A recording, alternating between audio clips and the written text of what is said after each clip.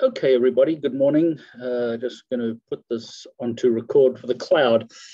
Hope everybody's well this morning. This is our final get together before the first exam tomorrow morning. So plan for this morning, let me just do a little bit of housekeeping, get that out of the way. Then I would like to finish off the discussion on fossil fuels, specifically natural gas. Then we'll get to nuclear. And then let's see where we're at. I want to certainly leave some time for Q&A if any of you have questions regarding the exam. But I certainly want to spend a few minutes just talking about the structure of the exam tomorrow, expectations, and then open up for questions if there are any, and also anything relating to the study guide. So let's get going. First screen I'm sharing this morning is the TCU Online. I'm not sure if I bungled that email over the weekend, if it was clear or not, but when it comes to the tweets that are due, everybody, keep an eye on, so I'll do two things. One is, this is the key page, right, where it's activities, discussions, post-class tweets. And here you'll see when the next one is due. The next one is open and available until Friday, July the 16th at midnight, because I want a response to renewable energy. Okay, so we may get to a little bit of renewable energy today, but if not, we will certainly cover all of that comfortably on Thursday. So you'll have some time to do that tweet. And then I will probably go ahead and adjust the air pollution discussion to be due early next week. So just keep an eye on the post-class tweets, right, as to when they are due. Okay, second one is, if we go back to content here for a second, there is under schedule, right? So this is the schedule directly from the syllabus. And what I'm going to do a little later today, once we get through class, is I'm just going to update this a little bit. So I'm going to make sure, as best I can, that the schedule and that the discussions and when they are due are synchronous, but I'm going to just keep this schedule updated under content. I won't go back and change it in the syllabus per se, right? So it'll be in this online schedule. So does that make sense to everybody? Anybody got any questions on the housekeeping? All good. Okay. Keep an eye on that. All right. Again, we'll come back to the exam once we get through this morning's lecture. Okie dokie. So let me go ahead. Yeah, that's still recording. Give me one sec just to get through all the clicks here. And there we go. Okay. All right. So let's finish off on fossil fuels, right? And we've made the point that not only do we currently get 85% of all of our energy needs from fossil fuels, but we're going to be committed to fossil fuels for some time to come. What do I mean by some time to come? Decades, right?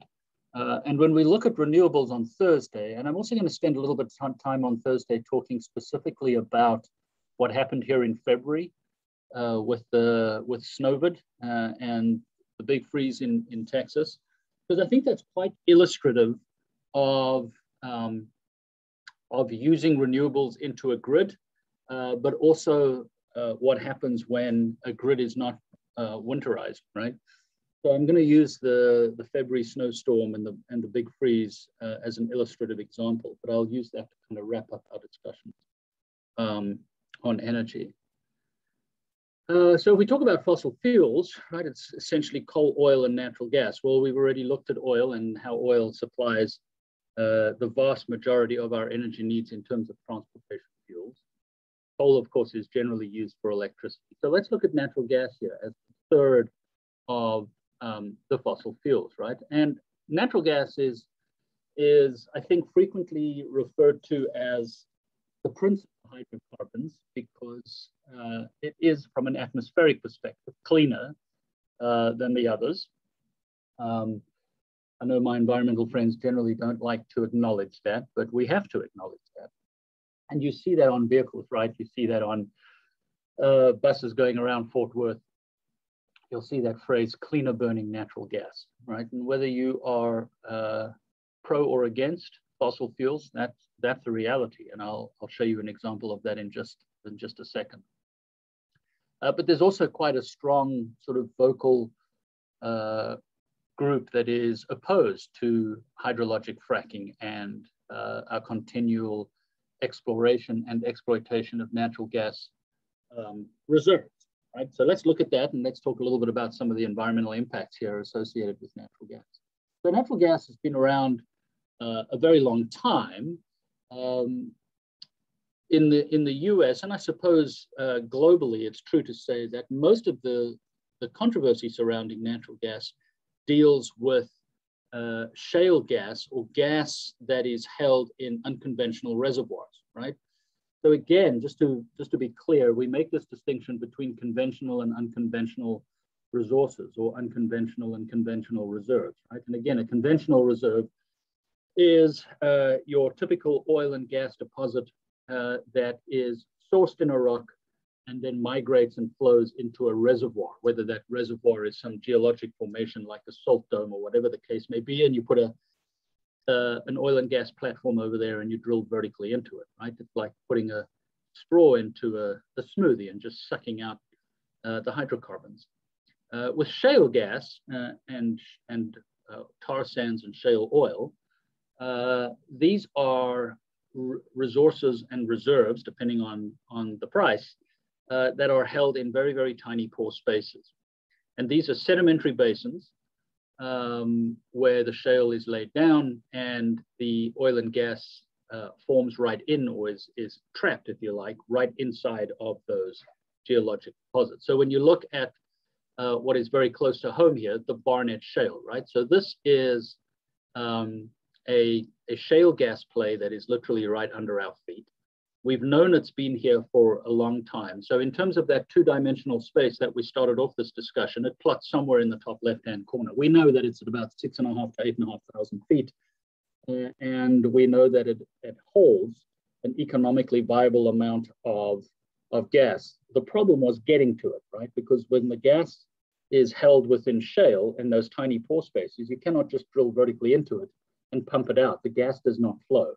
And it was only in the 1980s when George Mitchell came along and developed this technology called directional drilling, where you can go vertically down into the deposit and turn the bore head horizontally and then go horizontally into the deposit, that you could put one well in, spend the cost of drilling one well vertically, but penetrate into a much deeper area, right? Think of having a huge birthday cake and just taking one straw and putting it vertically down, and you now have to try and pull in all of the moisture around from the surrounding cake, as opposed to putting one straw in, turning it horizontally, and you can now penetrate essentially the entire cake, right? That's what's going on in these shale gas plays. And then you pump water, steam and chemicals and sand in under very high pressures, and I'll show you why in just a second.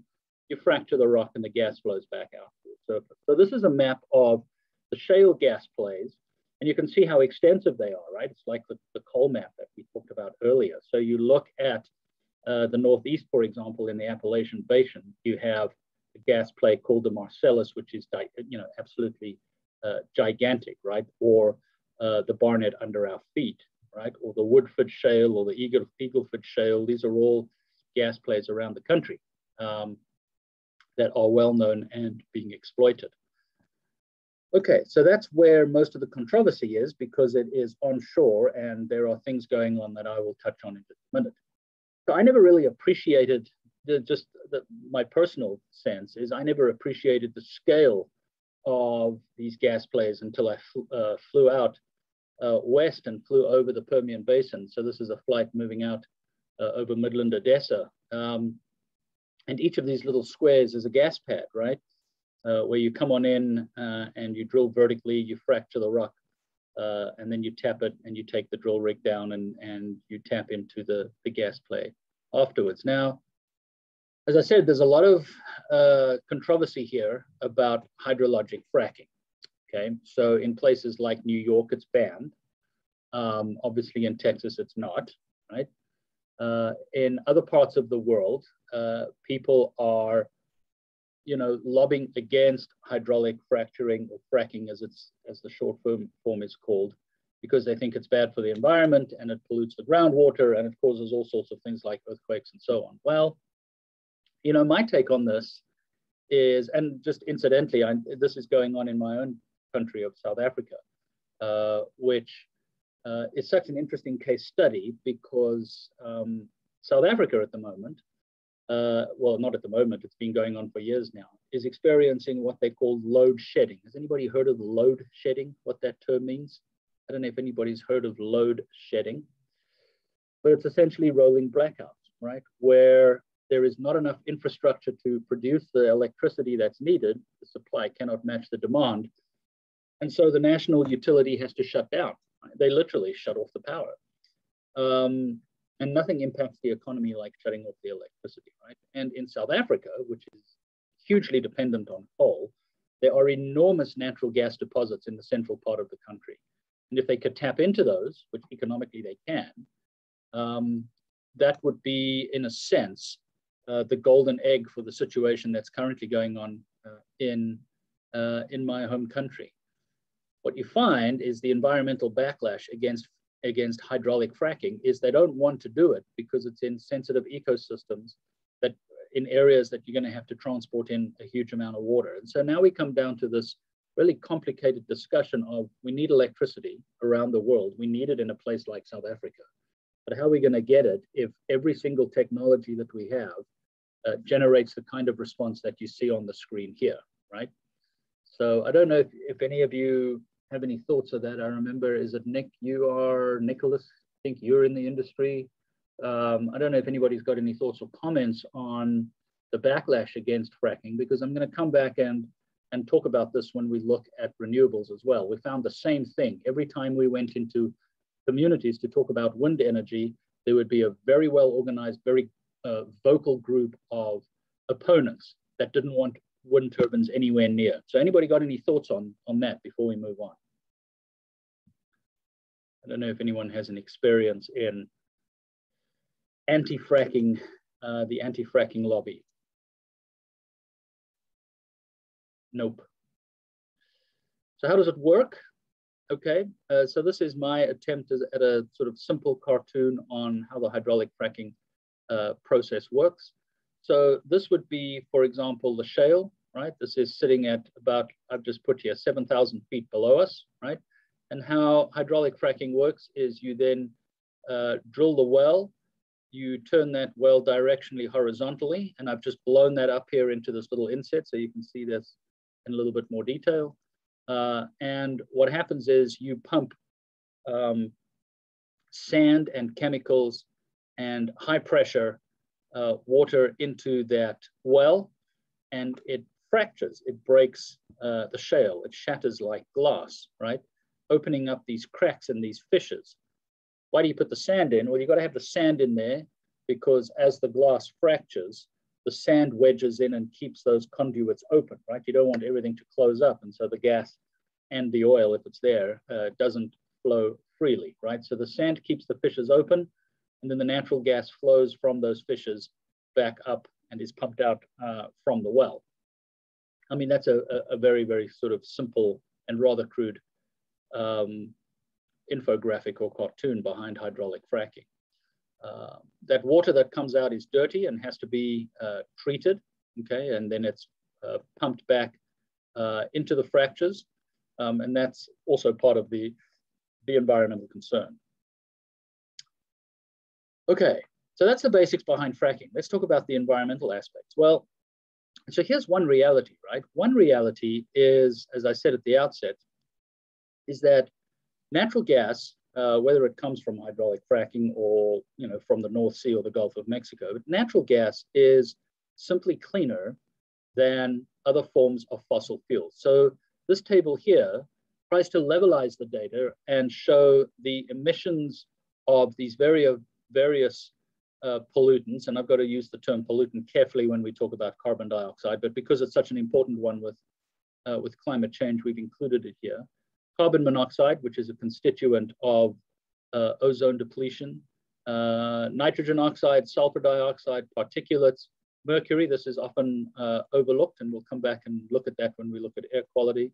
But if you compare the emissions of these various volatiles in natural gas versus oil versus coal, and I should put a little asterisk here, the coal here is your average coal-fired power plant. So this is sort of sub-bituminous coal, not anthracite or lignite, right? But you can see, if you're going to be honest here and transparent about natural gas in terms of the atmospheric emissions of it, then it's clearly a no-brainer, right?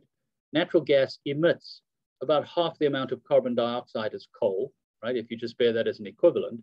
But look at these other ones, it doesn't come close. Sulfur dioxide, which is such an important constituent of acid rain and of pollution as a whole, again, that comes in chapter 4, is not even close, right? Nor are particulates, nor is mercury, right? Natural gas emits no mercury whatsoever. Mercury, even though these numbers look low, mercury is a really, really important component of environmental contamination, right? So if you are concerned about air quality and human health, and you're trying to discuss like for like, in other words, you're trying to level the playing field here between natural gas, oil, and coal, natural gas wins every day. And that's why you see the industry marketing and advertising itself as a cleaner alternative when it comes to fossil fuels. And quite frankly, one would have to agree, or at least I would. I don't know if anybody wants to counter that or not, or support that, but I think that's the truth behind natural gas, at least in terms of emissions, right? That's why, as I said, it's often referred to as the prince of hydrocarbons. So if we move away from the atmospherics of natural gas, then what else is controversial when we look at natural gas? Well, water is certainly controversial. And in South Africa, this is by far and away the most problematic issue when it comes to hydraulic fracking, right? You use a lot of water when it comes to a frack job. And it very much depends on the depth of the well and where you are, okay? So not all wells are created equal. You cannot say that every single frack job uses X million gallons of water. So this little infographic here is just meant as a summary. It's meant as a sort of general rule of thumb, okay? And when you look at this, you can see that a frack job uses somewhere in the region of 2 to 5 million gallons of water that has to then be pumped into the well under very high pressures, right? To create the force that fractures the shale. Should we be using that water somewhere else, right? I don't know. That depends on where you are. If you're paying attention to the news, everybody, keep an eye on what's going on out west, Lake Mead, okay? Now we're going to tie water issues in right at the end of this course, but at the moment, you know, there are significant water supply issues coming out of Lake Mead. Should we be using that water for human consumption, or should we be using it to expand hydraulic fracking?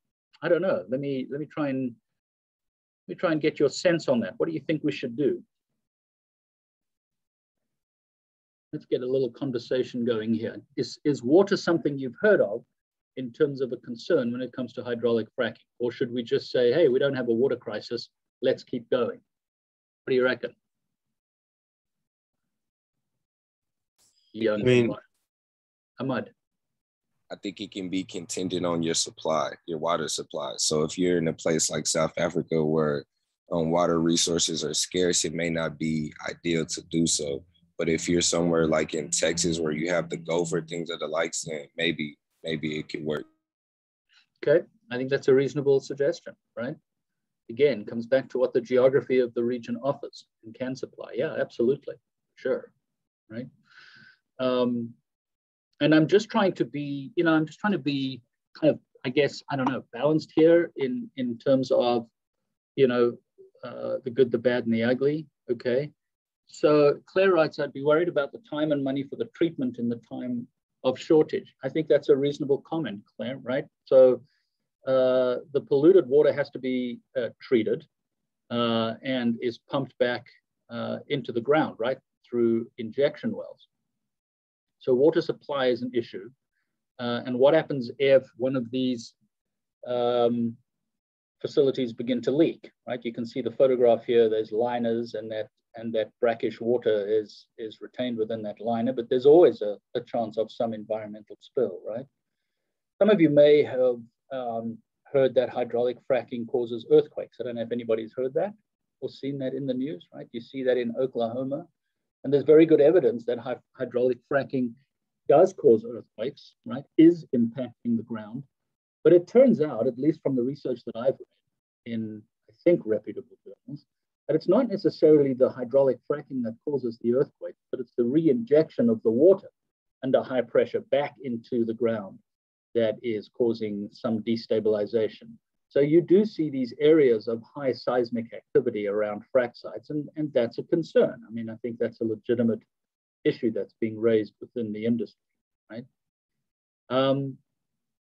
Yeah, so water supply is an issue, and should we be using a resource as important as water? Well, you know, again, it comes down to balance, and certainly, Ahmad, your comment is well taken. So let's look at this. Let's just look at Colorado, right? I'm not an expert on the Colorado water situation, but when we look at this graphic here, when you look at water consumption in Colorado, right, you can see that the dominant use of water is agriculture by far and away, right? 85+% of all the water use in Colorado goes to agriculture. And as you'll see later on, as when we finally do get to water, you'll see that irrigation and power, thermal power generation, are by far and away the two greatest uses of water. When we look at fracking in Colorado, it uses a fraction of the water use, right? And the same could be said here in Texas. Now, it's not 0.1%, it's considerably more than that in Texas, but it's nowhere near what we use, for example, for coal-fired power plants or for crop irrigation out west, right? So it's balanced here, right? We want to be able to supply electricity, again, that is affordable and efficient and reliable and environmentally clean, right? But the anti-fracking lobby would say, well, you're using too much water and we need to use it for agriculture. Okay, I get it. That makes sense, right?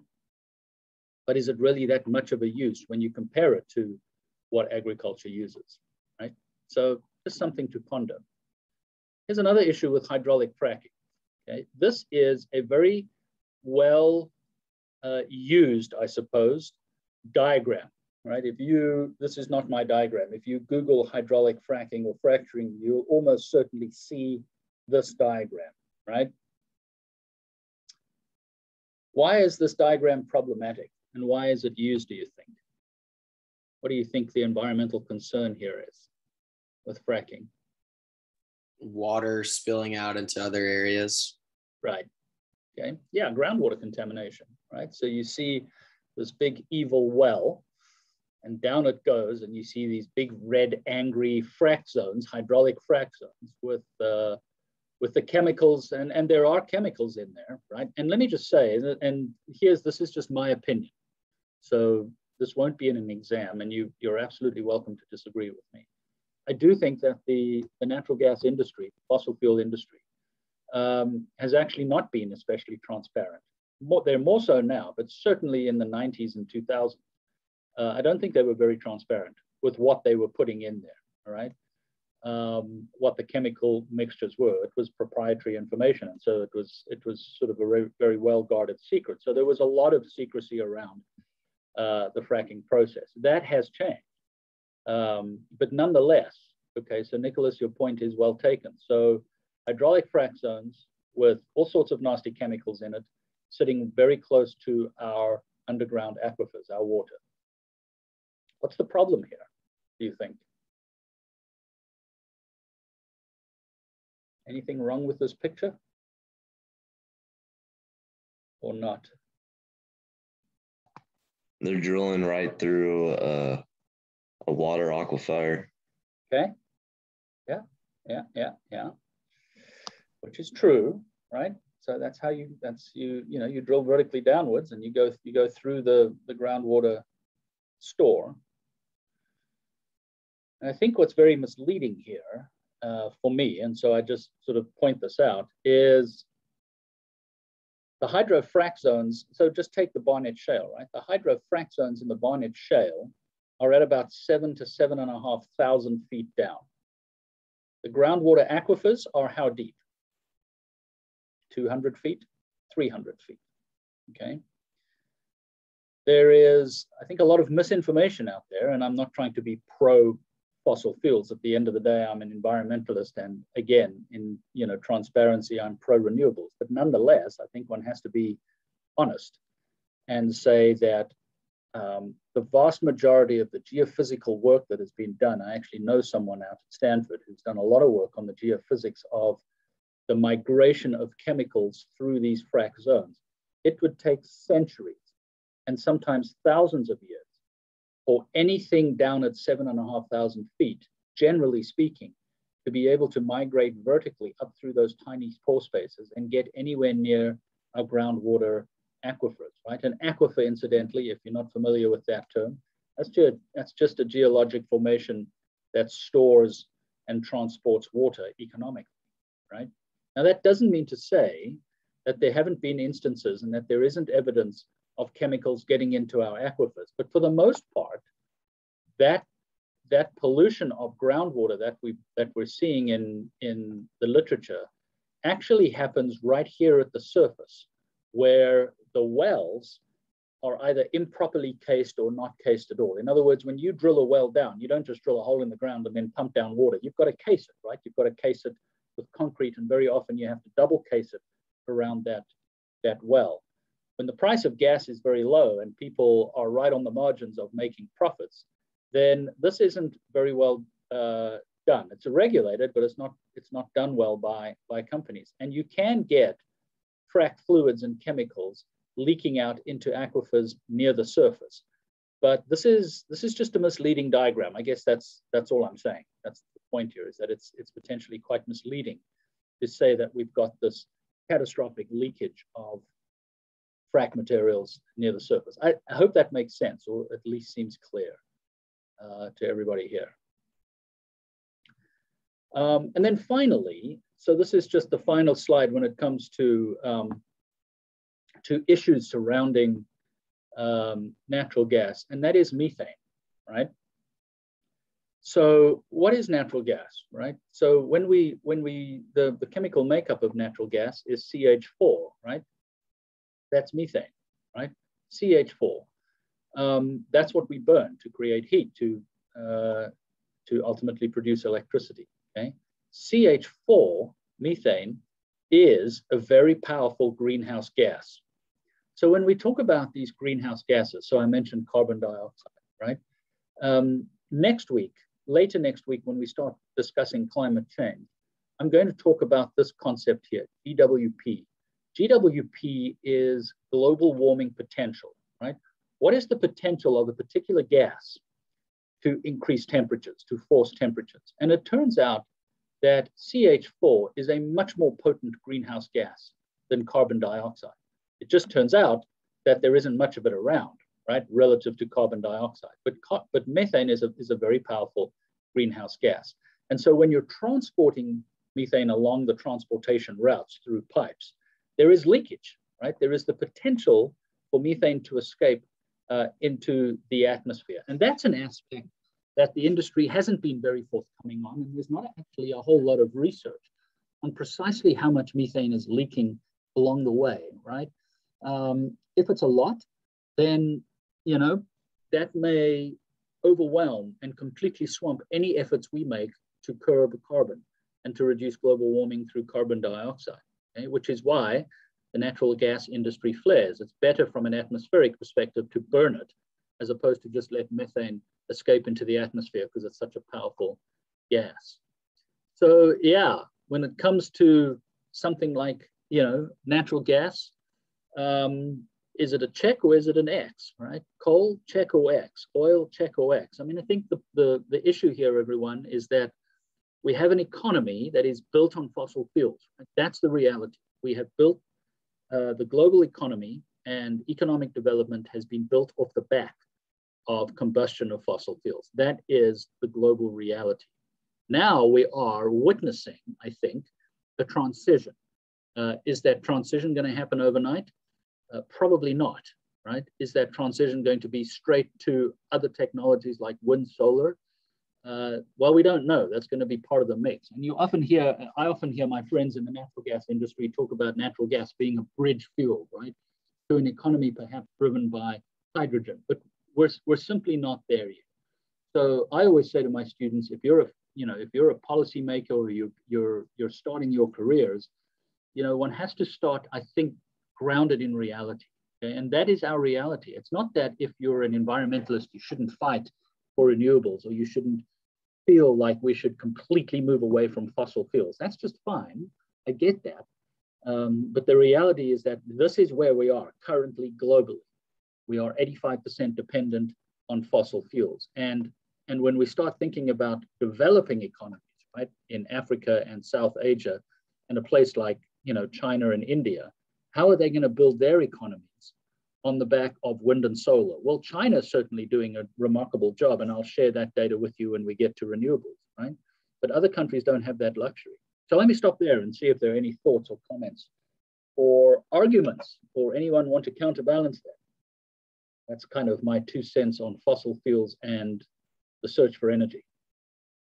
Yeah, Dr. Slater, I had a question. Come on. How are countries in the global south supposed to modernize their economy without using fossil fuels if they don't have necessarily like the capital? Because China is an anomaly. They have more money in terms of power purchasing parity than the United States, but the other countries in the global south don't have that luxury. So how are they going to, how could that work? If you could answer that question, I think you'd be a wealthy man, Ahmad. I mean, I don't say that glibly. I don't know the answer to that. I mean, that is, I think, one of the key or fundamental questions surrounding the next 2 to 3 decades, right? How do those countries do it? Yeah, China has enormous buying power. China also has a governmental system where the government says, you know what, you do it and you do it, right? Of course, with China, it's not just an insular country, right? China are offloading their carbon footprint by funding and building coal-fired power plants around the world, right? We know that, which is, in a sense, another issue. But if we just come back to your questions, Ahmad, question about how are these other countries going to develop and build their economies, how do they do it without using coal? Coal remains the most extensive and cheapest form of generating electricity, right? I mean, it just simply does. So you can argue all you want about the negative aspects of burning coal. But if you're a foreign government and you want access to cheap electricity, relatively speaking, and I mean, excluding that question I raised about what is the true cost of coal, then yeah, coal is where it's at, which is why a country like South Africa is still 80% dependent on coal, right? Because now they're in a situation where they haven't put any more investment into other technologies, and they cannot overnight say, well, we don't like coal, we're just going to burn wind turbines, right? Or what we're going to discuss next, nuclear power plants. So that's enormously problematic, and unfortunately, I don't have an answer for you. Yeah, I'm sorry. There's no silver bullet there, but it's a great question. What are your thoughts, Ahmad? What I mean, having asked the question, do you have any kind of ideas?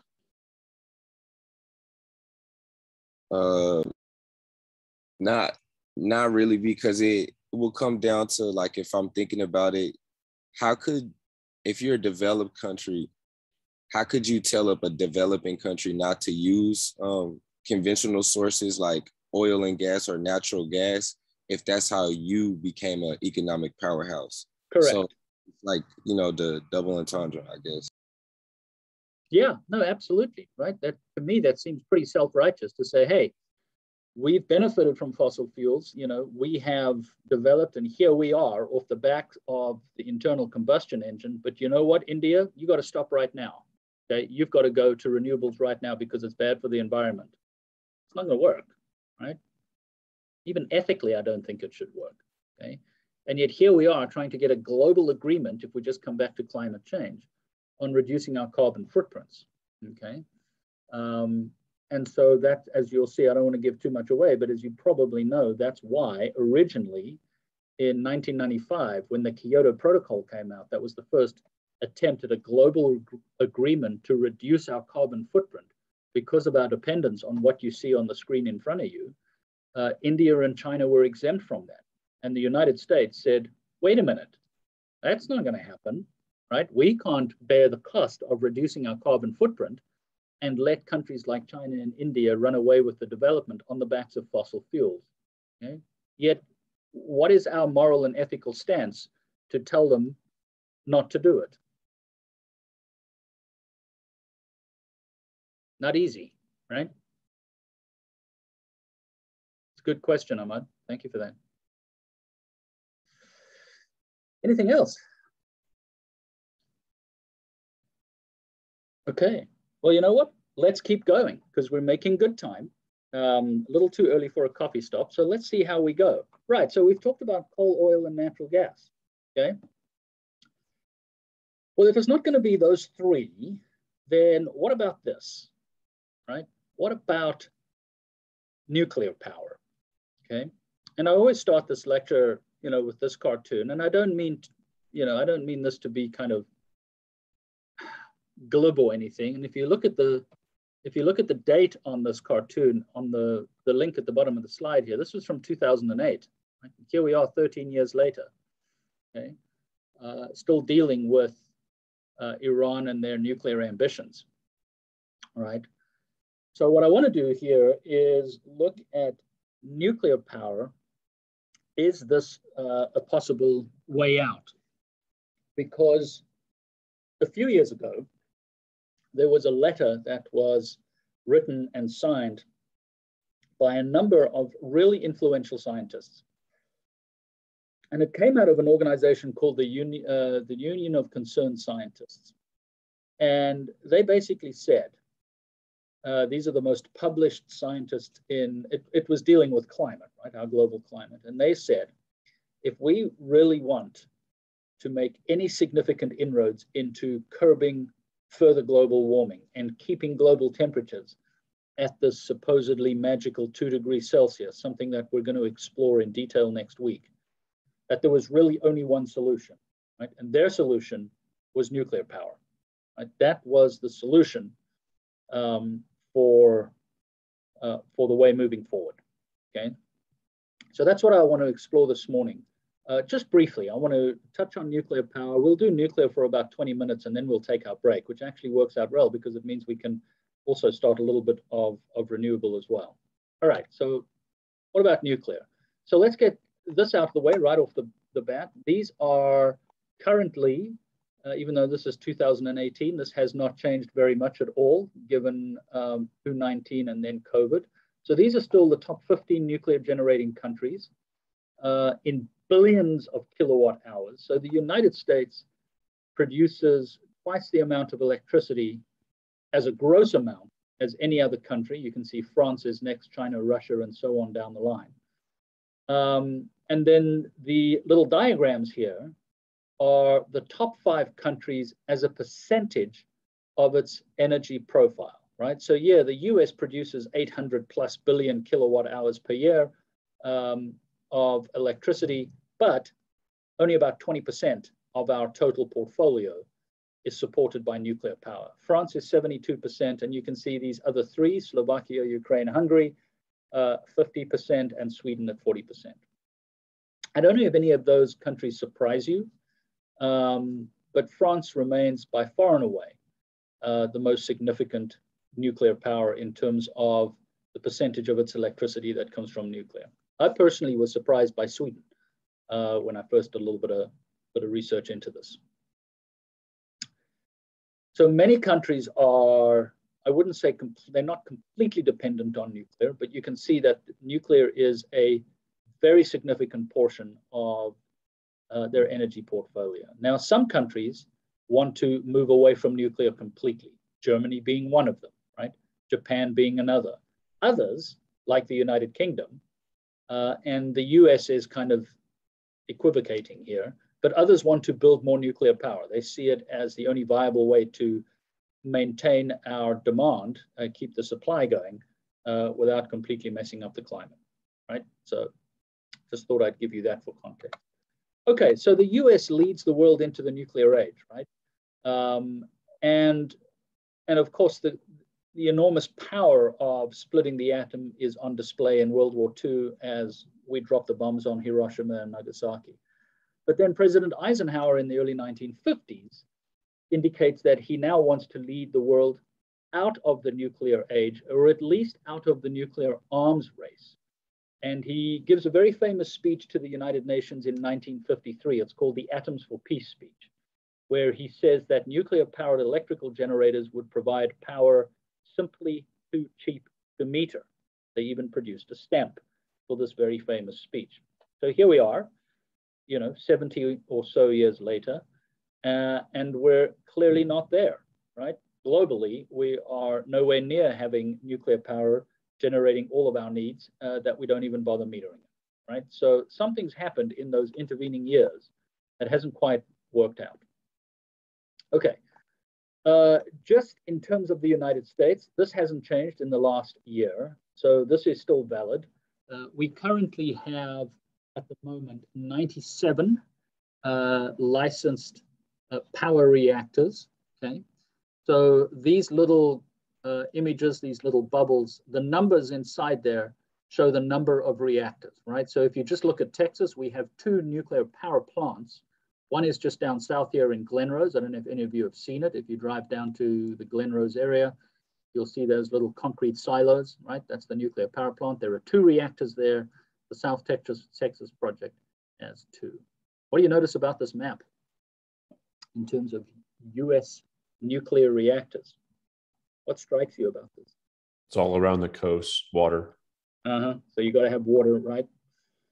Yeah, so water is key for nuclear power, as you'll see, okay? And it is really fascinating, right? I mean, it's a largely dominant, not quite east of the Mississippi, but pretty close, right? So nuclear power is really an Eastern phenomenon here in the United States. And Matt, you're right, part of that deals with access to water for sure, right?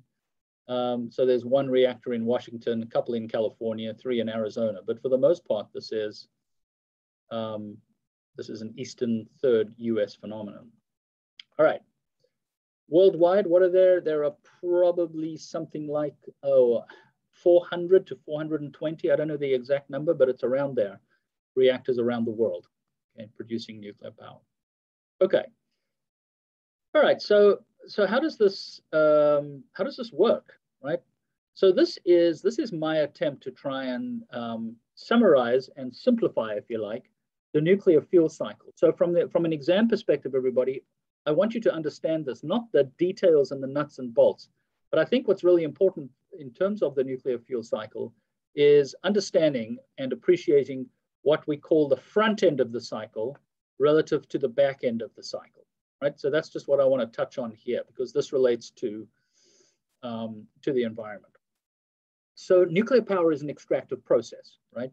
You have to mine the rock or the ore containing the nuclear material, okay? And the most widely used is uranium, right? Uranium. That is the fuel that is used to power the nuclear cycle, okay? Now uranium, which is found naturally in rock, okay, is mined, so you've got to mine a large amount of material, and that uranium is extracted, and in particular, the isotope 235, uranium-235, is the isotope that is used in the majority of nuclear reactors, conventional nuclear reactors. And just to keep this really simple, because at the end of the day, it's an environmental course, what happens is that material is taken out of the ground, right? And countries like South Africa have very rich uranium deposits. And that uranium goes through a set of processes, ultimately, this being the most important one, where that uranium has to be enriched. So you've probably heard that term, right? Uranium enrichment, okay? So you have to mill it, you've got to grind it, you've got to convert it through a series of complex chemical reactions, get it into something called the yellow cake and all sorts of things. And ultimately, you get that uranium enriched to a higher concentration, okay? This is the controversial part of the nuclear fuel cycle, because if you're enriching it to around about 3%, then you can use it as nuclear fuel. But if you have the ability to enrich it further, okay, to something like 20%, then it becomes what is known as weapons grade uranium. And that's the controversy, right? In a country like Iran, is sitting right here at this part of the juncture, okay? They want to enrich uranium, they say, to produce fuel, like Pakistan or Sweden or India or the United States. But if their technology leads to this direction, where they can enrich it to create weapons-grade uranium, then that's problematic, okay? So it's enriched, and then that uranium becomes the fuel for the nuclear cycle, okay? That is all what we call the front end of the nuclear fuel cycle. And this is what it looks like, okay? So the uranium is enriched into these little tiny uranium pellets that you see on the top left hand. It's pretty much, I do have one here. Yeah, so here is a pencil, and the uranium pellet is about the size of that little eraser head on the pencil here, right? So that would be a uranium pellet. And those uranium pellets are then dropped down into a fuel rod, right? A thin aluminum rod, and all these little pellets go down into it. And then you bundle about 100 of those rods into what is known as a fuel assembly. And in a very typical nuclear reactor, there are about 250 assemblies. I'm not going to ask you in an exam how many assemblies in a reactor. That's not the point. This here, these are fuel assemblies that you see in this photograph here. These are bundles of about 100 fuel rods, right? So that's the fuel in a nuclear reactor. And then what happens? Well, the reaction is very, very elegant, right? So you've got a uranium-235 atom that you see here on the left, okay? And what you do is you then bombard that with a neutron, right? Everybody see that? So here's a neutron here that is then thrown at this U-235.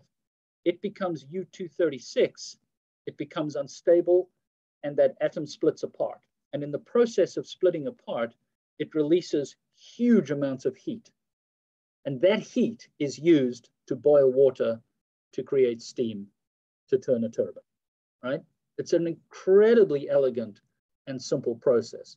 And I will say right here that there is no other technology that produces as much heat given the amount of material. Nuclear material gives you by far and away the biggest bang for your buck, right? And in the process, that then releases more neutrons, and those neutrons go and seek out another U-235. It splits that U-235, releasing heat, releasing neutrons, and those neutrons go out and seek more U-235s. That becomes what is known as the chain or catalytic reaction. Does that make sense to everybody? That's how we create electricity from nuclear power. We're not somehow harnessing that enormous uncontrolled nuclear explosion, because it isn't that. It is a controlled reaction. And this is typically what a nuclear power plant looks like. Now, I will acknowledge here, everybody, there are various types of nuclear reactors, and we can talk very briefly about those. This is a common, typical pressurized water reactor, right? So here is the reactor right here, okay? And inside that reactor is this little red box, and this little red box is my attempt to show that's where the nuclear fuel is, okay? Those are the fuel rods. And if you look down at this photograph here, this was supplied by a friend of mine who works at this plant in Georgia. Here in the bottom of this tank are the fuel rods, right at the bottom there, right? So that's the reactor core. That's where the fuel is contained, okay? So the fuel is contained in the reactor, right? You bombard that fuel with neutrons here, and that heats water to extremely high temperatures. So in fact, the heat that is released heats the water to a temperature that is so high, it doesn't produce steam. It's too hot, right? And so that water is run through a secondary pump to a secondary cylinder here that generates the steam, that turns the turbine, that turns the generator, and off goes the electricity. That water is then sent through a cooling tower and condenses. So these white puffs that you see coming out of a cooling tower in a nuclear power plant are not pollution. There's no atmospheric pollution at all. That's just steam. That water is cooled and returned to the system, right? That's how a pressurized water reactor works. And that's very typical of what we see currently operating around the world. All good. Okay, great. Elegant. enormous amounts of power generated by nuclear power, right? So what's the issue with nuclear power? Why shouldn't we just build more of these things if it gives you the biggest bang for your buck? The issue is what? If it goes wrong, it goes really, really wrong. That's right. Yeah. No, that's right, man. If it goes wrong, it goes really wrong. And the really wrong is what? It blows up. Yeah, the really all over. Chernobyl. Yeah, the really wrong is Chernobyl or Fukushima, right? Something like that. So that deals with the back end of the nuclear fuel cycle. The back end of the nuclear fuel cycle asks the question, what do we do with the waste? Because over time, those fuel rods become highly radioactive, okay? And it leads to what we call HLW, high level waste. And almost all of the radioactivity associated with nuclear power comes in the form of high level waste, the unspent fuel, right? Eventually, everything takes on low levels of radiation, the clothes that people wear, the pipes and all of that, they don't pose a threat to human health. It's the unspent fuel, right? Or the spent fuel, rather, should I say, the used fuel that becomes the problem, okay? So about a third of a typical nuclear reactor is changed out every 18 months or so, something like that. Again, that's a detail that's not critical. The point simply is, at some point, you've got to go into this nuclear reactor and swap out the fuel. And that used fuel, which is now highly radioactive, has to go into some form of storage, okay? In some plants, not in the US, this is not done, some of that fuel can go through reprocessing and re-enrichment. We don't do that here because that fissile material is problematic, right? And can be used immediately in nuclear grade weapons, right? So that is, that's a very controversial process.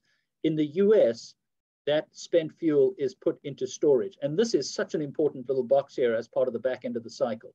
That storage in the US at the moment is temporary. It's interim. There is no permanent long-term storage facility in the United States, right? So that fuel here in the US goes here into final storage. And that final storage currently in the United States is all temporary. That storage occurs on site at the nuclear power plants themselves, right? There is no permanent storage facility anywhere in the world.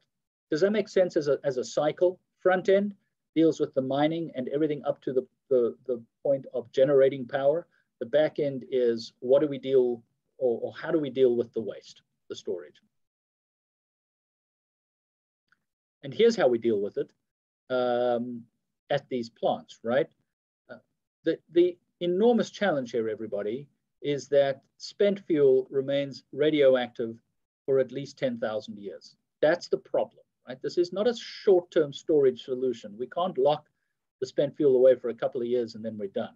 So we have to find these very expensive and highly engineered canisters, right? These storage canisters where we put the fuel rods. So this is what they look like, right? Here's one here at a nuclear facility in Vermont that has now actually been closed down. Here is a canister being transported to a storage facility. So they're highly engineered, right? They can withstand any number of explosions. Apparently they are nuclear bomb-proof themselves. What's really important is that the canister, the storage canister, is lined with material that absorbs the neutrons. You know what, I should have made that point early on. I apologize. Let me go back a second, just to this one, right? The nuclear reaction is slowed down and shut off by these. I should have mentioned this when I showed this just a minute ago, right? These are control rods, and the control rods are made of a substance that absorbs neutrons. In other words, if the neutrons are attacking the U-235s, and that process is now beginning to become a chain reaction. If you wanted to stop the nuclear reaction, you insert the control rods into the reactor core. and the neutrons go to the control rods. They get attached to boron, which is the substance out of which the control rods are made, right? So that's why it's not an uncontrolled explosion. You put the control rods in, the reaction slows down and shuts off, right? You take the control rods out, the neutrons then go to the U-235 and it starts again. So these canisters, these storage canisters, are lined with material that absorbs neutrons like boron, and they are placed into storage in concrete silos at the nuclear power plants themselves. So the storage of waste becomes the key issue when it comes to nuclear, right? Now, there was a permanent storage facility that was designed. I don't know if you've heard about this, right? But this is a facility that was out in the Nevada desert. It's called the $20 billion hole in the ground. It's actually cost a lot more than that. It's a very nondescript mountain, about 150 miles from Vegas, called Yucca Mountain, right? So here it is. And Yucca Mountain is this facility that was first looked at by the US government and the US Geologic Survey as a potential permanent long-term storage facility, right? And they looked at this, it looked like it was geologically stable. There was a fault here. The idea was that they would go in and drill into the mountainside all of these storage silos underground that were far enough away from the groundwater, so there was very little likelihood of any radioactive material leaking into groundwater, and it was geologically active and stable. And billions of dollars were spent on all of the research, and this was supposed to open in 1998. The first nuclear waste was supposed to roll in 98, then 2001, then 2003, and the lawsuits rolled in, the lawyers got wealthy, and eventually the Obama administration closed it in 2010, 2011. So it was never operable, and not one single fuel rod was ever delivered there. This was part of the challenge, right, of Yucca Mountain. The challenge was, if you think about where the nuclear reactors are, right, remember that first map where the majority of the nuclear reactors are, and here is Yucca Mountain here. You have to transport all of that waste to Nevada, okay? And this map shows the color here relates to this little inset over here, and it shows the population density of the counties through which the nuclear waste has to travel. So this was a real concern of transporting nuclear waste by rail across the country to get it to Yucca Mountain. The environmental backlash was enormous, okay? And eventually the government said this couldn't be done safely, and so they shut it down. So Yucca Mountain is no longer a viable option. And so we're back here to the position where we do not have a permanent storage facility anywhere in the world. That's one of the great limiting factors behind nuclear power. The other issue, everybody, with nuclear that I do want to mention, and I think is really important, deals with the economics of nuclear power, right? So nuclear power plants in the US have a finite life. They are permitted to operate for 40 years. They can apply for a reinstitution of that permit. So in other words, you can go through a second round, and many of the nuclear power plants have applied for and been given approval for a second 40-year life period. But after 80 years, then there's no negotiation, right? That nuclear power plant has to be decommissioned.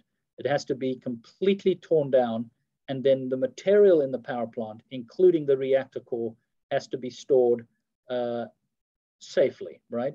And that is an extremely expensive operation. And here's one of the, the key issues surrounding nuclear. When that letter came out from all the scientists a few years ago saying that we have to build more nuclear, this is what the big challenge is with nuclear, right? Dollars, not just dollars of the decommissioning, but dollars of the construction alone. So here's an example, right?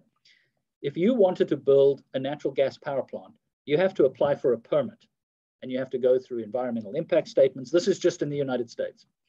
That permit costs somewhere between $50,000 to $100,000, right? To go through that permitting process for a natural gas power plant. For a nuclear power plant, that process is about $150 million, right? So right off the bat, this is an extraordinarily expensive endeavor to build a nuclear power plant, right? How much does it cost to build? Well, it depends on the technology and it depends on the type of plant. But the two plants in Georgia that are currently under construction, and they are the only two power plants in the US that are under construction, the estimates are that those are going to cost between $7 and $12 billion, right, to build. And it takes somewhere between 7 to 10 years to actually build them, right? Now, I don't know if any of you have built a house or gotten a construction loan where you had to pay interest over the duration of building a house that takes somewhere from, I don't know, 6 to 9 months. But the costs involved in building a nuclear power plant are one of, if not the greatest limiting factors to why we aren't seeing more nuclear power plants, let alone the environmental lobby, right? It's the cost. And then we have to talk about this, the cost of decommissioning. Some people estimate that the cost of decommissioning is something like 2 to 10 times higher than the cost of building. So for me personally, this is just my opinion, that's where I have a massive problem with nuclear. Less so with the waste, even though, yeah, that's tricky. The reality of the waste, everybody, is that if you took all of the waste in the United States, currently that is in storage at nuclear power plants, you could lay it out on Amon Carter Field and it would be about 7 or 8 stories high, right? The amount of nuclear waste is not catastrophically enormous. The problem is it is diabolical stuff, right? It's highly radioactive. For me, the challenge of nuclear is in the cost in building, the length of time it takes, and then the cost of deconstruction, right? So again, in the US, if we want more nuclear, that's great, but it's going to take 7 to 10 years to build these things.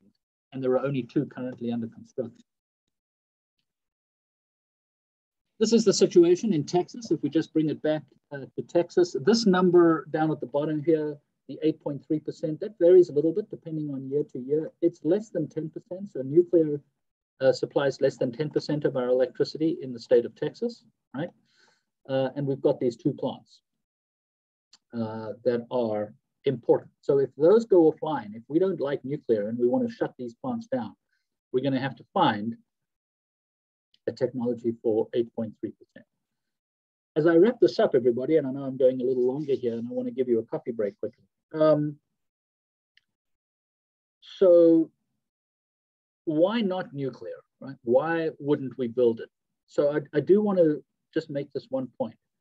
All of the discussion so far has been at the large scale traditional pressurized water reactor. There is a lot of work being done, and you can Google this, and a lot of it's being funded actually by Bill Gates, okay, on smaller scale nuclear reactors using molten material and molten salt reactors.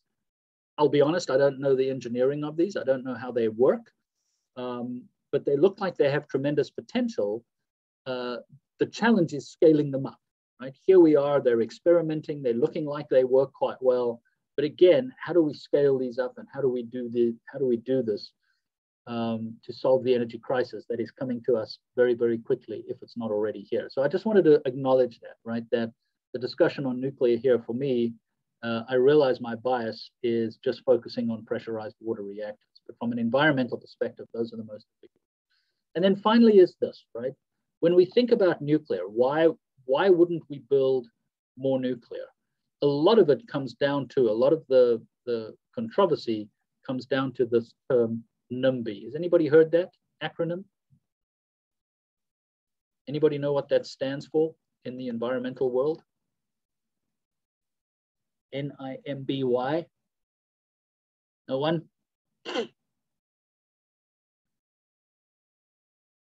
Stands for?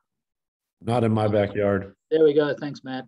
Not in my backyard, right? Not in my backyard. It's a really critical concept when it comes to a course like this. And, you know, I think it came to the forefront following Chernobyl, right? So here's the Chernobyl reactor on the left, 1980s, mid-1980s. I remember it well. even though I was still in South Africa at that point. And, there was no internet, there was no iPhones or Snapchat. So information came out about the Chernobyl disaster very, very slowly. The Russian government actually didn't allow anything out for 3 days until people started noticing and measuring radioactive material coming out of the Ukraine. So the Chernobyl accident, right, which is really the most significant accident that we've seen, at least until Fukushima. But Chernobyl remains the greatest nuclear catastrophe, partly because we still don't really know the cost of how many people were affected in terms of long-term health issues and cancer. It was old technology, right? Very old technology. They were experimenting. They were extremely short-sighted in their experiments, and they messed it up. And what happened was they couldn't get the control rods back into the reactor core. Those control rods bent, and the reactor core ran away from itself and melted down and then blew out the side of the reactor. The point here, everybody, is that this accident really was a watershed in terms of our acceptance and understanding and embracing nuclear power as a potential source of energy, right? It showed clearly for the first time internationally, as Matt, you said, when things go wrong, it goes wrong big time, right? And so this was enormous. And so it led to, many organizations, I'll just lump them under the term environmental organizations, saying, not in my backyard. Even people who are very pro, climate, who understand that nuclear power gives you the biggest bang for your buck, and from an emissions perspective is the cleanest form of generating electricity. A lot of people were like, well, I get that, but build it somewhere else, right? Not in my backyard. So this notion of NIMBYism has now permeated right throughout the energy industry. And we found that when we were looking at renewables, at wind energy, right? We would go into these communities and they would say, well, we understand that we want renewable energy, and I'm all for wind, right? But not in my backyard. I don't want to see it. I don't want to be near it. It spoils my view, whatever the case may be, right? And now that's led to kind of an interesting backlash on what we call the green on green movement, where, and I've seen this firsthand in South Africa, where lots of communities want wind turbines, they just don't want to look at them, right? So that's a whole nother issue. Let's just see if this animates. This will show the plume out of the Ukraine, out of Fukushima, if it annotates. I hope that's annotating. So this just shows the radioactive fallout. Here's the power plant right here. The darker, the hotter the color, the greater the fallout, right? And this is measured as cesium-137. That's the radioactive material. You can see the wind shifts now and it goes down to the south. There's a second plume that's coming. There it is. And it migrates down over the Black Sea, over southern Turkey and out towards the Caspian, right?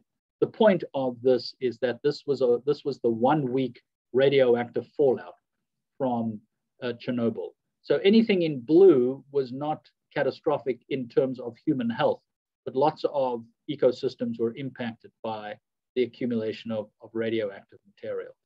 So that's the concern, right, with nuclear power, is that we are leaving, I don't know how to summarize this, but maybe we are leaving our children a terrible legacy of cleaning up the environment and having to deal with this radioactive waste for generations and generations to come. So there you go. Thoughts, comments, questions? Right outside my hometown, there was a nuclear reactor built like in 1988, probably. Okay. And they tried to get it it never like started running or whatever. It got shut down, and it was permanently shut down in 2008, but there's still all the infrastructure for it, just like hanging out. Where is that? It's in Hollywood, Alabama. Okay. Yeah. Yeah, interesting, hey? I wonder how much money went into that project before it was eventually. So it never came online? Nope. Yeah. And now you're left with an energy landscape. Okay. Which is another, I mean, I'm glad you raised that, because that's something we're going to talk about when we look at wind turbines, right? So you bring wind turbines in and they're great, they're emissions free and they produce electricity. And then what happens? At some point they have to be decommissioned, right? That's the reality of energy landscapes. Okay, so Mary, yeah, I appreciate your comment. You know, not having a technology even get off the ground is one thing, but we are surrounded by energy landscapes, whether it's just electricity pylons or old oil rigs or wind turbines or nuclear power plants that have never come online or anything. Yeah, anybody else got any thoughts or any personal anecdotes or experiences within, you know, with nuclear?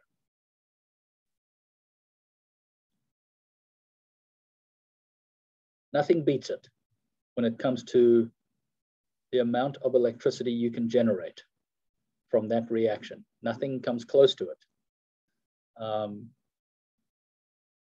But there are these issues. For me, it comes down to cost and the potential for accidents. Not quite sure how else to articulate that. All right. All right, everybody. So let's take a break there. What are we? We are just past 9:10. Let's come back at 9:20. And actually, I think what I'm going to do is I'm not going to just bolt and rush into renewables. Let's end it there. And then I'm going to come back and let's talk about the exam. I'm going to talk a little bit more about the structure of the exam, and then also give you a chance to ask any questions about that. And I'm happy to go back over any previous material. But let's set the rest of this morning aside for exam 1, and then we'll come back and pick up on renewable energy when we get back together Thursday. So let me put that on hold, and I'll see you in about 10 minutes.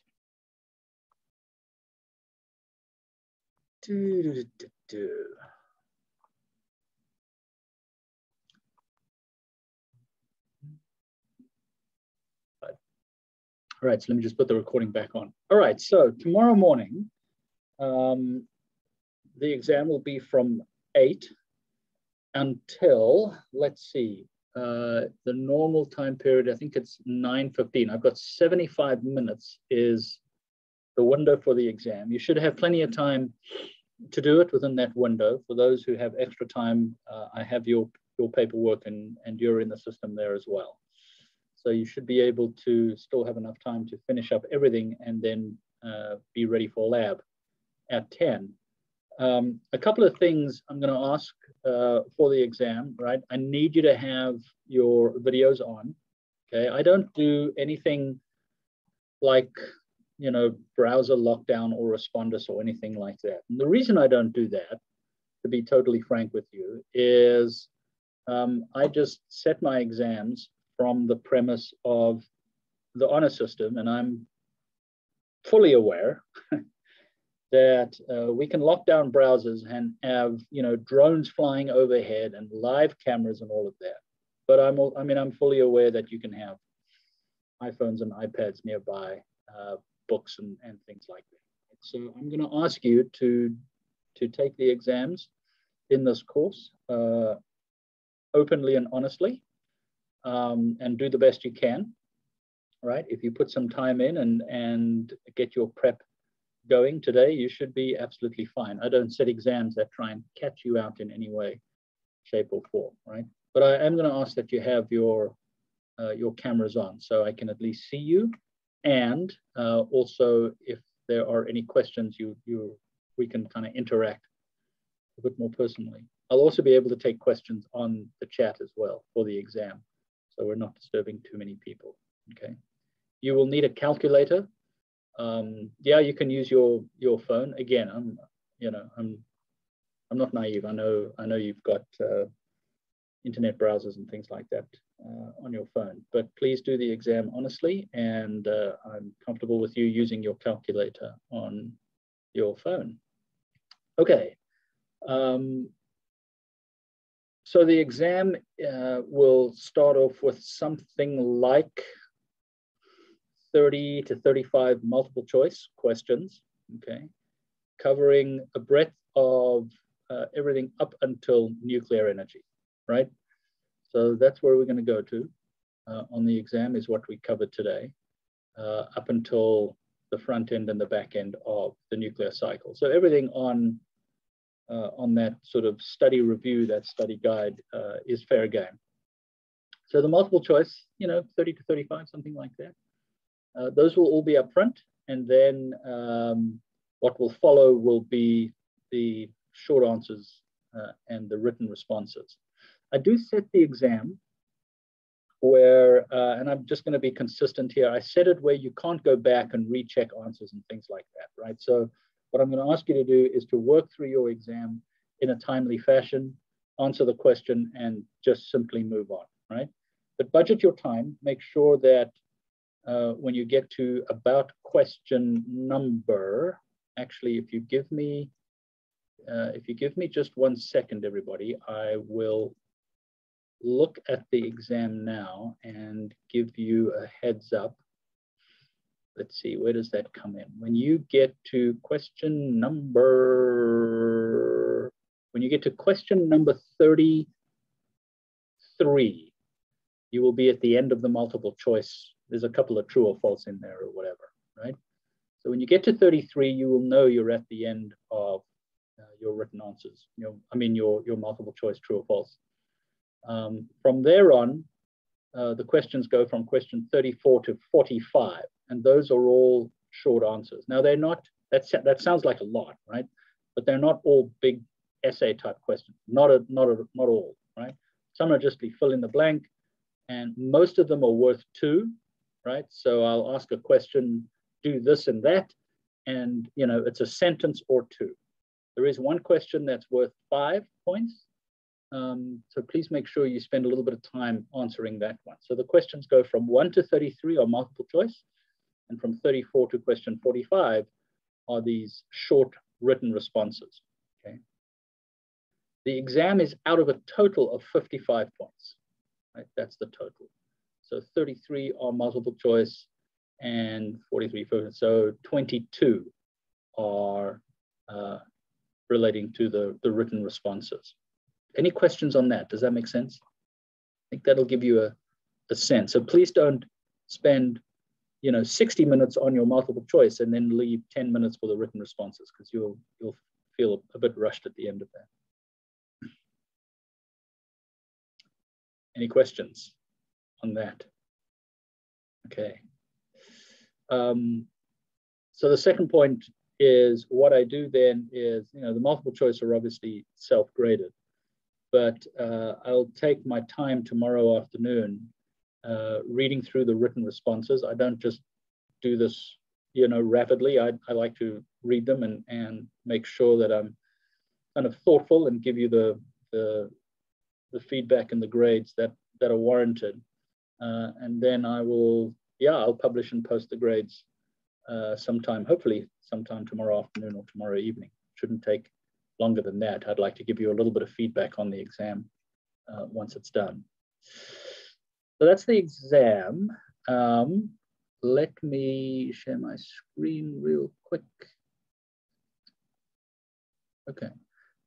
This was the review or the study guide that I've given you, okay? And as I put at the top here, everybody, I expect you to know the following, meaning you should be able to explain, describe, discuss. And as I made a comment, I think last Thursday or Friday, the exam isn't just about these topics, but these are the most important ones, right?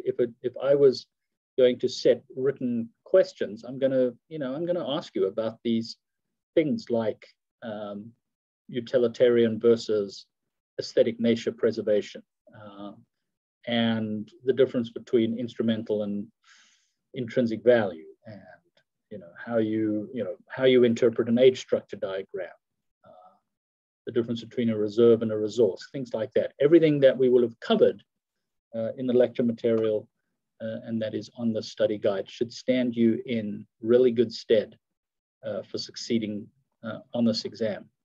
So having said that, and again, it's from 8 until 9:15 tomorrow. Having said that, let's open the floor for questions or comments. Is there anything you would like me to go over again, or anybody got any general or specific comments about tomorrow? Now would be a good time.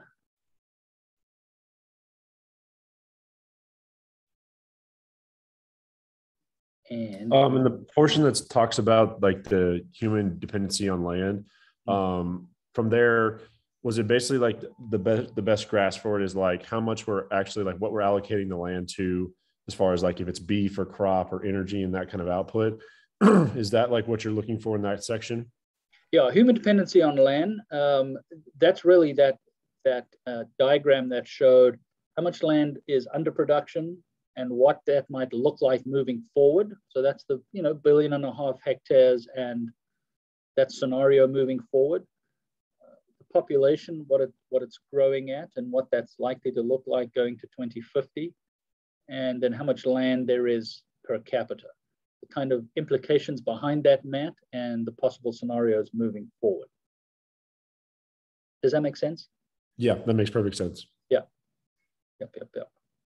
That was an important diagram, yeah.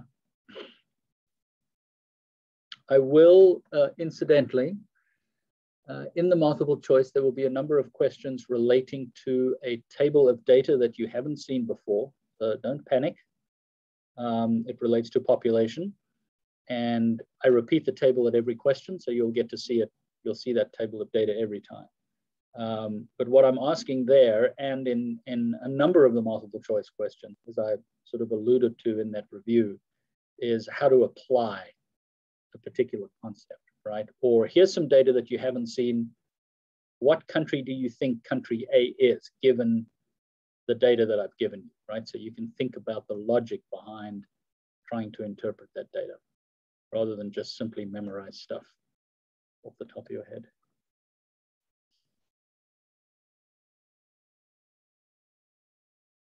Incidentally, whilst I'm just looking at my calendar, I'm pretty open this afternoon. I've got a commitment from 4:30 to 5:30 this evening. And if there are any questions later on, if you run into any late night questions, please do email me. I won't be up from midnight to 7 a.m. waiting for your emails, but I'm up pretty late. And so if there's an email that needs to come in at about 9 or 10 o'clock this evening and I'm up, I'll certainly try and answer it. I really realize, everybody, that a lot of you have other commitments and lives and work and so on. And I know you're trying to cram a lot in here. I really understand that. So don't feel that because we're out of office hours time or we're outside of a formal lecture time, that you can't email me. Having said that, I did get an email from a student this spring prior to the first exam, and he had laid out 31 questions in the email. Can't do that, but I'm happy to chat either via email or via Zoom as well. All right, anything else? I think at that point, he was just asking you to take the test with him. That's right. That's right. It was quite amusing. Yeah. Yeah.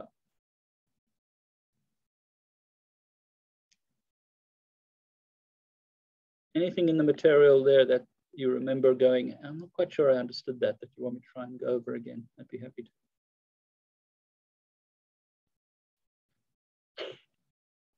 Just as a reference point, like I know this is kind of silly and I can go back and look at it, but like on the actual sheet, can you kind of give us like a rough draft of like where the blocks of information, like lectures they came from? Does that make sense? So that I can go back, and that way I'm not just like fully going, like I have my notes, but I want to make sure I don't like waste time looking at different lectures. Does that make sense? Sort of. So you mean the document that you're looking at here? Yes. Like the first 4 bullet points were involved in lecture 1, or like, kind of just I like see what you're saying. out. Yeah, I should probably do that from here on out. That makes sense. Okay. So all of this, can you see that when I highlight that? Yes. Maybe. All right. Well, maybe I'll be good and change that to red to start. All right. So everything in red here is essentially the Anthropocene and the ethics science part, right? So that's essentially chapter 1. Hypothesis, theory, and law, environmental ethics, Anthropocene, great acceleration, and then the Muir Carson. And remember, I did post that little PDF of the summary of utilitarian versus aesthetic nature preservation. So that should all be in chapter 1 in red there, right? All of this here, let's see, yeah, all of this in red coming up now, Matt, is all from chapter 2. So this is essentially population, right? Growth rates, J&S curves, environmental resistance, the demographic indices, total fertility rates, infant mortality, and so on. Demographic characteristics of various regions. What I mean by that, just incidentally, is I'm never going to ask you to explain any details on the demographic characteristics of Mali, for example, right? But what I could give you is a couple of regions or a couple of countries and say, talk to me a little bit about what you think is going on here. Age structure diagrams, human dependency on land. That's all chapter 2. And then the rest is the material on fossil fuels, right? The rest is all essentially chapter 3. Did that help, Matt? Yeah, that gives me a better indication, just to make sure that I'm like not looking for something that's, down in energy, right, and it's like, or it's referenced in the population lecture, and I'm like trying to find an energy lecture. Yeah, no, that's fair enough. Totally fair enough. Yeah.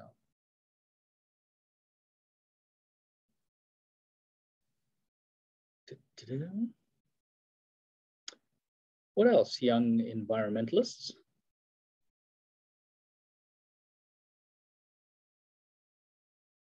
Everybody good? I see there's 23 people online, so everybody registered in the class is here and present, so that's great. Just as a reminder, or kind of to remember, go into the exam assuming you're going to do well. If you don't do as well as you had hoped, please do not panic, all right? The first thing that I would want to do is meet with you and chat. As I said at the outset, one bad exam grade does not a person define, and nor does it necessarily set any grade in stone, right? There's plenty of time and opportunities to turn it around and get it onto a different trajectory, right? But that said, I really try to not set exams that catch you out, right? Anyone can set an exam that just makes you look clever or like it's some intelligence festival, and that's not my point in the exams at all.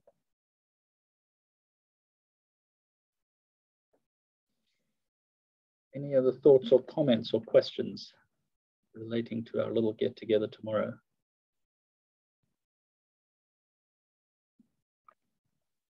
All good.